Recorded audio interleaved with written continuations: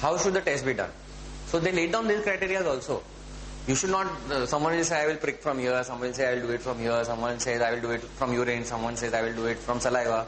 No, that's not acceptable. It has to be done in a particular way. Only then we can say that report is correct. Otherwise, how can we say that report is correct? So they said that yes, it has to be done on a special filter paper. It should be collected by heel prick. The heel of the child has to be pricked. 5 drops of blood are to be collected on a special filter paper. That is the only acceptable method for a screening test. Anything else is not correct. So the procedure is called as a dried blood spot test. So what is the test? In short, there is a special filter paper which is also approved by the American College of Medical Genetics.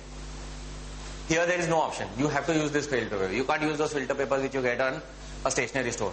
Okay, even those are filter papers, but then they are not approved for this purpose. Here there is no option. You have to use this filter paper. You can't use those filter papers which you get on a stationery store. Okay, even those are filter papers, but then they are not approved for this purpose. A pouch, so that the reports, the samples when they are transferred from one place to another, they do not get contaminated, neither do they get destroyed in the process. A special needle, so that the adequate amount of blood which is required does come out, not less nor more. A written envelope, so that after you collect the sample, it goes to the place where it's intended to go and doesn't float around in the post offices.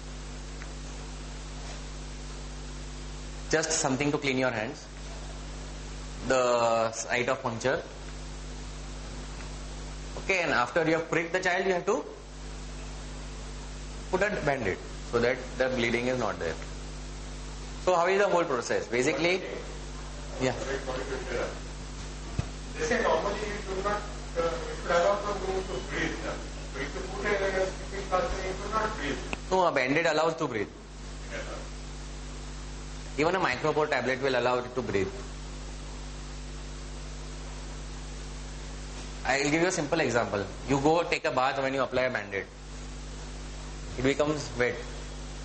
Even your area where you applied that band-aid also becomes wet. Because it allows even the water to go. Water is thicker than it. Huh? That will be the seepage from the... Yeah, but then from that seepage even the air is going to go.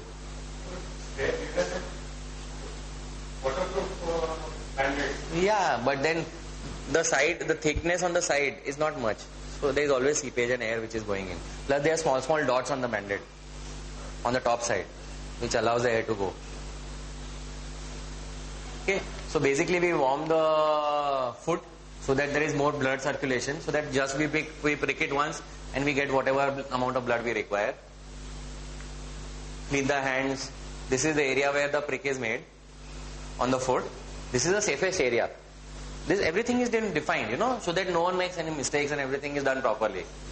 It is in this part, the shaded area, that is where the prick is made. Why is it so critical? What? The collection procedure? Particular area. Yeah, because at other areas there is less vessels. You may not get adequate amount of blood. Or there are nerve endings, which you may damage your nerve endings.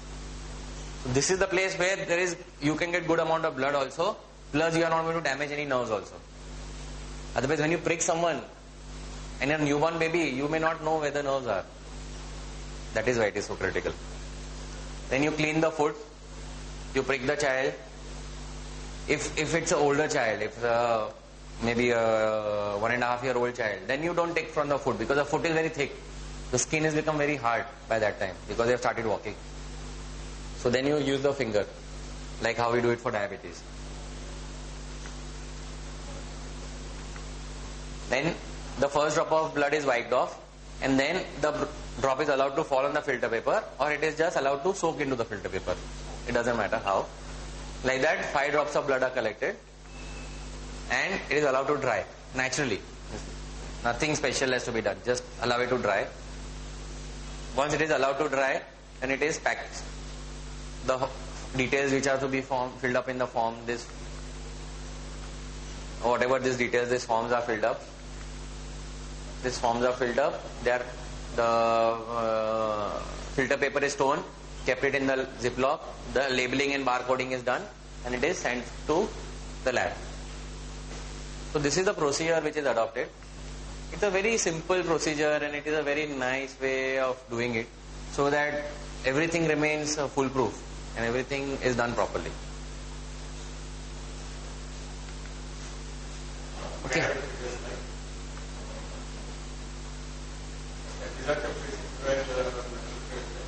Right. So, pardon? Yeah, go ahead. In Bombay Hospital, there was a human genetics center. Okay. I think they were doing this kind of. No one in India is doing it. This has been again started just couple of years. So they could be doing thyroid, PKU, because this test could be done even with biochemical assays. But the complete profile which is recommended by American Genetic Society, that is done only at 2 labs in India, that's it. One is at Delhi and one is at Bangalore. So anywhere you give a sample, it's finally going to go at one of these places or outside India. A lot of hospitals in India tie up with other hospitals in maybe Malaysia or US or Belgium, Australia. They send samples there also. But now since it is available in India, it becomes much more cheaper to do it in India than now elsewhere. I think outside India it costs somewhere 6,500. In India it's relatively cheaper, 4,500 to 5,000.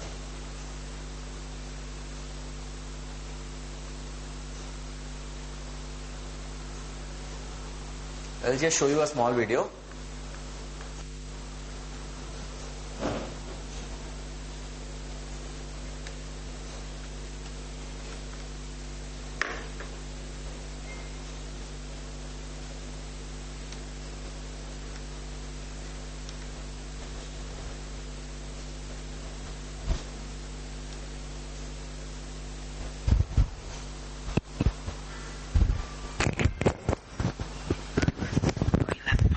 Is pregnant, you probably want a perfect world for your future child. I want her to be healthy. I want my baby boy to be happy and healthy. I want her to be compassionate. Like the child to grow up to be whatever it dreams to be in life and achieve all its dreams, no matter what it is. Above all, your child's health is the most important thing.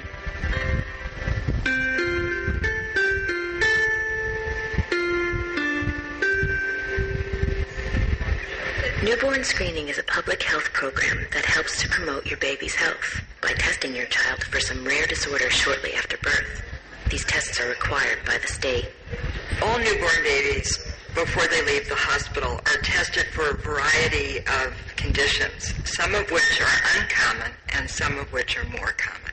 All newborns are tested because a few babies look healthy but have a medical condition.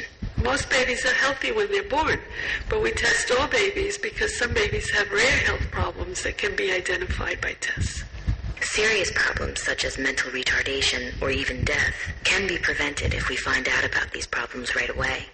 The whole purpose of newborn screening is to identify infants at risk for serious medical problems.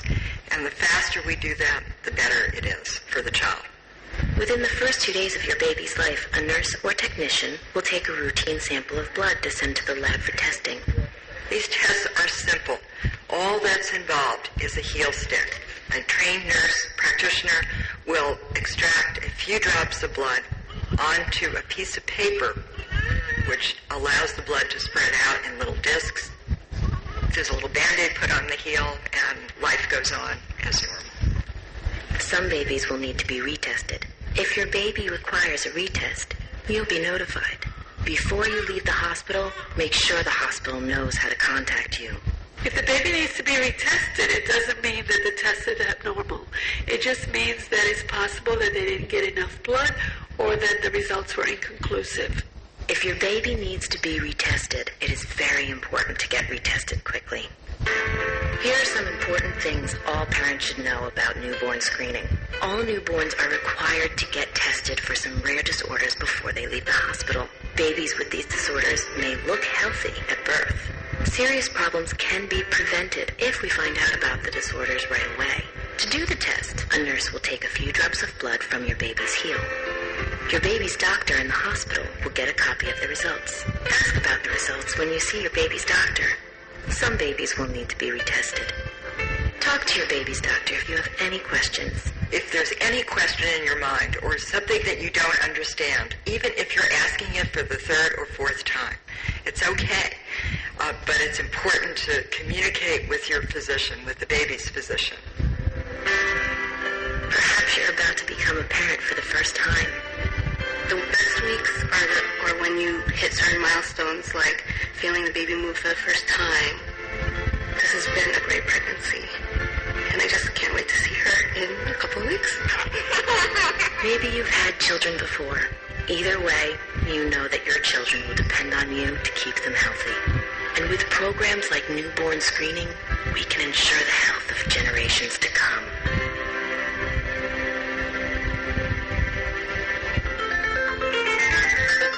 For more information about newborn screening, talk to your doctor or your baby's doctor. You can also learn more about newborn screening through the March of Dimes website at marchofdimes.com. To learn more about which tests your state provides, contact the National Newborn Screening and Genetic Resource Center, which can also be reached through the March of Dimes website.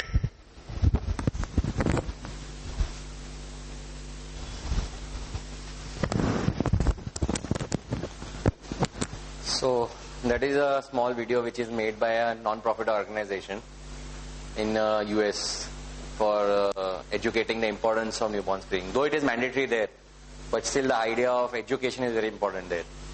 The same point is here also.